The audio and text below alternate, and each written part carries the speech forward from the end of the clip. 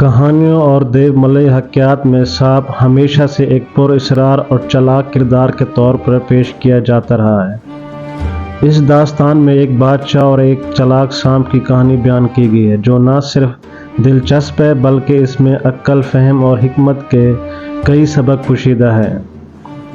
ایک دفعہ کا ذکر ہے کہ ایک دور دراز سلطنت کا بادشاہ تھا جو اپنی عقل و حکمت کے لیے مشہور تھا۔ اس کا محل وسیع اور خوبصورت تھا اور اس کی رعایا خوشحال تھی۔ بادشاہ ہر روز اپنے دربار میں آ کر عوام کے مسائل سنتا اور ان کے حل کے لیے احکامات جاری کرتا تھا۔ ایک دن بادشاہ کے محل کے باغ میں ایک عجیب واقعہ پیش آیا۔ باغ کے وسط میں ایک بڑا اور چمکدار سانپ نمودار ہوا۔ باغبانوں نے فوراً بادشاہ کو اس کے بارے میں اطلاع دی۔ بادشاہ نے حکم دیا کہ سانپ کو پکڑ کر اس کے سامنے پیش کیا جائے۔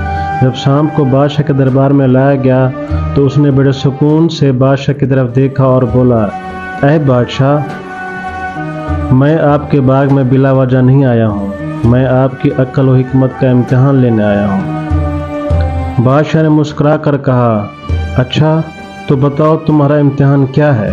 سانپ نے کہا، میں آپ سے 3 سوالات پوچھوں گا، اگر آپ نے صحیح جواب دیے تو میں چلا جاؤں گا، ورنہ آپ کو میرا مطالبہ پورا کرنا ہوگا۔ بادشاہ نے سانپ کی پیشکش قبول کر لی اور کہا، پوچھو تمہارے سوالات کیا ہیں؟ سانپ نے پہلا سوال پوچھا، دنیا کی سب سے قیمتی چیز کیا ہے؟ بادشاہ نے سوچ کر جواب دیا، وقت، کیونکہ وقت ہی وہ چیز ہے جو گزر جانے کے بعد کبھی واپس نہیں آتی۔ سانپ نے سر ہلا کر بادشاہ کی بات تسلیم کی۔ پھر سانپ نے دوسرا سوال پوچھا، سب سے بڑی طاقت کیا ہے؟ بادشاہ نے فوراً جواب دیا، علم، کیونکہ علم ہی وہ طاقت ہے جو انسان کو عقل و حکمت عطا کرتی ہے اور اسے ہر قسم کی مشکلات کا مقابلہ کرنے کے قابل بناتی ہے۔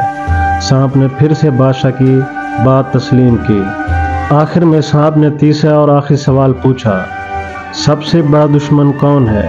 بادشاہ نے کچھ لمحے سوچا اور کہا، انسان کا اپنا نفس، کیونکہ نفس کی خواہشات اور لالچ انسان کو برباد کر دیتی ہے اور اسے سیدھے راستے سے ہٹا دیتی ہے۔ سانپ نے بادشاہ کے تمام جوابات سن کر اپنے سر کو جھکا دیا اور کہا، بادشاہ سلامت، آپ کی حکمت اور واقعی بے مثال ہے، آپ نے میرے تمام سوالات کے صحیح جواب دیے ہیں۔ اس کے عوض میں آپ کو ایک قیمتی راز دینا چاہتا ہوں۔ بادشاہ نے دلچسپی سے پوچھا، کیا راز ہے؟